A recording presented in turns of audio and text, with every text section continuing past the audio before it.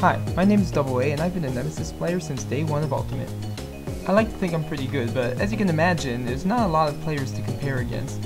On the off chance I do find another Nemesis player out in the wild, they tend to lack knowledge of the character's more subtle tools. Or, to put it another way, they tend to just call good assists and go ham. Now, given how few players play Nemesis, there's a surprising amount of Nemesis tutorials available on YouTube, probably 5 hours worth. What Nemesis players need is a guide to using some of his tools rather than just what they are. So without further ado, here's 5 secrets to a better Nemesis. Something you should already be learning in Marvel 3 is the ability to plank dash.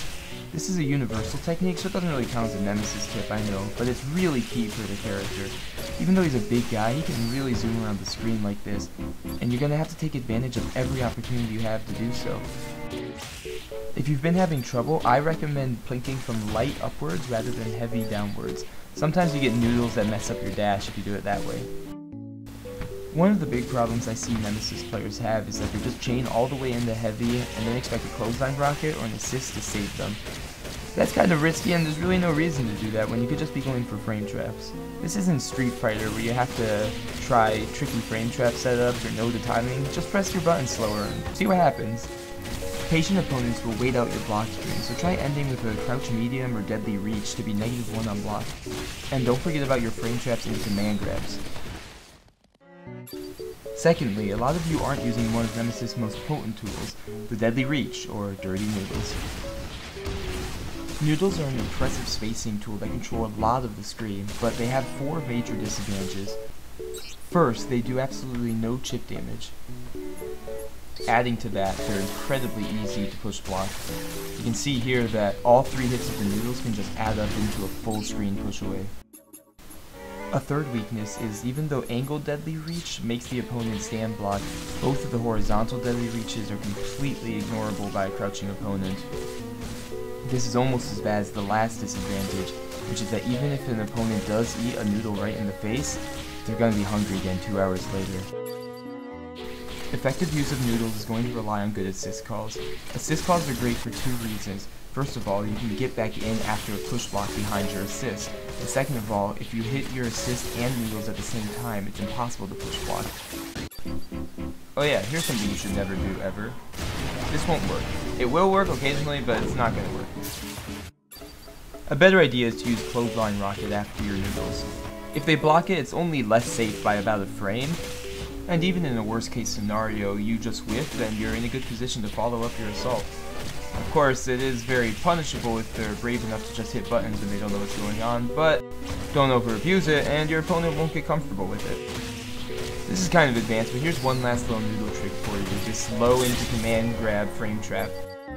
I mentioned this before, but the main purpose of this is to keep your opponent on their toes. They're going to be thinking about blocking, not about attacking you during the middle of your block strings. Here's a tactic that's woefully underused, the normal ass grab. Nemesis has decent grabs. He's not Magneto, but off of any grab anywhere, you can get a rocket or a super. Because Nemesis is so good to DHD off of, that super can be really useful. One thing to keep in mind is that back grabs recover much faster than forward grabs, so the timing is going to be tighter off of any forward grab. On the ground, that forward grab is especially weak. In the corner like this, you can't connect anything off of it, meaning your only option is to do a super. You can't even rocket unless you back up. A back grab, on the other hand, is amazing. Not only do you recover fast enough to combo, because you're pushed back to the same distance every time, you're guaranteed specific combos. For example, this fancy looking Hulk combo is actually 100% reliable except on certain weird hitboxes. Whatever assists or hard tag character you're using, you can come up with something really fancy that'll work every time just because of the guaranteed spacing on back grab. To find one of your own, I recommend you start with standing light, and then you mix up whether your mediums and heavy are crouching or standing. Different heights make a huge difference when you're trying to do stuff like this, so experiment and see what you find.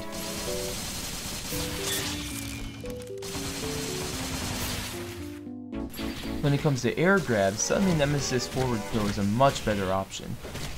As long as the opponent's high enough, you can get full combo with ground and wall bounces left. These jump height grabs are critical to stop your opponent from chicken guarding. Even at super jump height, Nemesis has amazing grab options in the corner. Doing a falling S will give you pretty much whatever you want off of the ground bounce.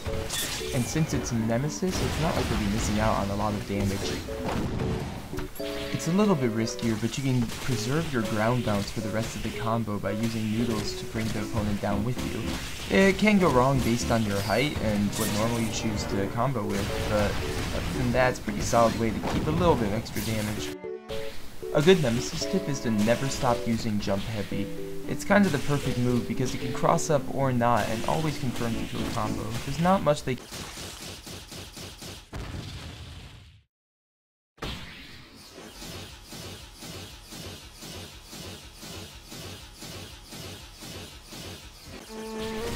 That's better. Jumping Medium, or the Fly Swatter, has really good horizontal range and insane vertical range. You can go for the hit with it, but it's also an amazing spacing tool that can make your opponent think twice about jumping.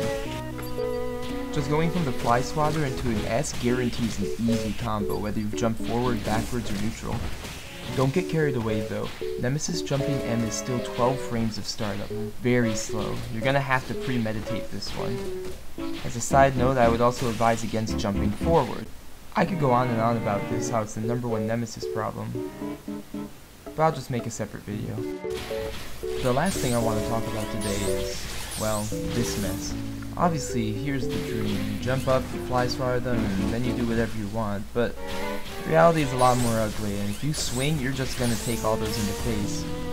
When you're up against a character like this, Doom, Trish, Chris, MODOK, Magneto, you need to be ahead of the game. Nemesis is not going to win an air-to-air fight, but what you need to do is dissuade them from super jumping or trying to escape, and then fight them on the ground. Obviously, this tactic doesn't do a lot of damage. It's possible to go into X Factor and, do some crazy stuff, but that's really not what you're going for. You want to put them onto the ground with the rockets, so that they recover about when you're ready to go in and just start mixing them up with spring traps. If you missed your chance and you're already setting up the air game, jump and minimize block stun. Then, as they fall, use your large air normals to exert pressure all the way back down to the ground. Well, that's all I have today.